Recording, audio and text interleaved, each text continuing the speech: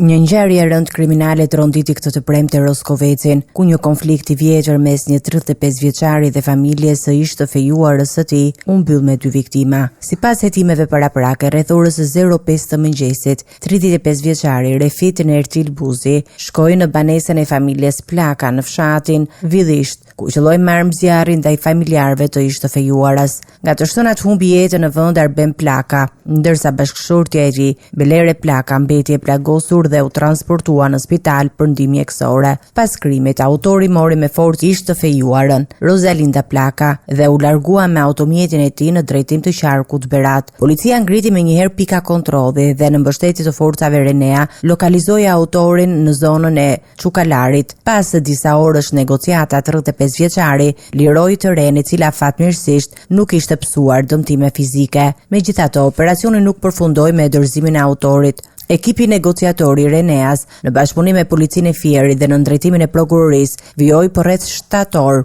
përpjekje për të bindur 35 vjeçarin të dorëzohej. Pavarësisht thirrjeve të vazhdueshme, ai refuzoi të dorëzohej dhe rreth orës 16:35 I dha fund jetës duke qelluar veten me armën e gjahut brenda automjetit ku ishte ngujuar. Sipas të dhënave paraprake, konflikti mes autorit dhe familjes së ish të fejuarës kishte nisur kohë më parë. Burimet hetimore bëjnë me dije se e reja, e cila studion për mjeksi në Tiranë, kishte denoncuar më herët kërcënimet e 35 vjeçarit, I cili ishte shoqëruar dhe arrestuar edhe më parë nga policia. Një nga pistat që po hetohet lidhet me një konflikt financiar. Sipas dëshmive paraprake të familjarëve të autorit, ai pretendonte se gjatë kohës që jetonte dhe punonte në Angli, u kishte dhënë familjarëve të ish të fejuarës një shumë të konsiderueshme parash, pretendim që po verifikohet nga grupi hetimor. Ndërkohë, prokuroria dhe grupi hetimor vijojnë veprimet për dokumentimin e plotë të rrethanave dhe motiveve që çuan në ngjarje të rëndë, e cila u mbyll me 2 persona të vdekur, një të plagosur dhe një familje të shkatruar.